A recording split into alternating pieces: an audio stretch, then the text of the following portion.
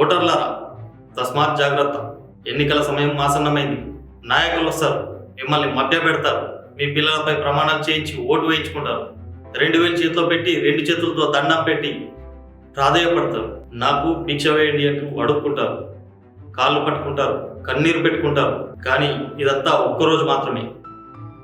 పొరపాటున గెలిచాడా, దండాలు వేయించుకుని దండాలు పెట్టించుకుని దండుకోవడం మొదలెడతాడు.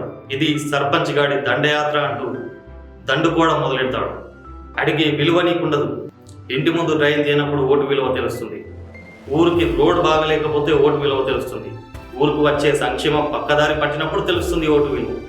ఊరికి మంచినీరు లేనప్పుడు, గ్రామం చెత్తతో నిండిపోయినప్పుడు, చెత్త విధవలు వేదవేషాలు వేసినప్పుడు, నిధులు దుర్వినియోగం జరిగినప్పుడు ఓటు విలువ తెలుస్తుంది. కాబట్టి నా ఒక్క ఓటే కదా, 2000 చేతిలో పెట్టాడు కదా, నా చుట్టూ గొట్టంగాడు నిల్చున్నాడని ఓటు విలువను దిగజార్చకండి. ఈరోజు మనం చూస్తున్న ఒక నాయకుడు ఇంకో నాయకుడిని విమర్శిస్తూ ప్రెస్ మీట్లు పెడతాడు, సమావేశాలు పెడతాడు.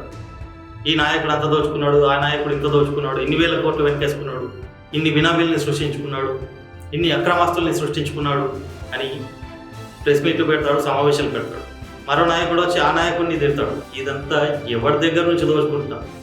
నీ సొమ్మే కదా, మన సొమ్మే కదా, మనందరి సొమ్మే కదా ఇది. వాడెవడో మధ్యలో వచ్చి దోచుకుపోవడానికి వాడేవాడు.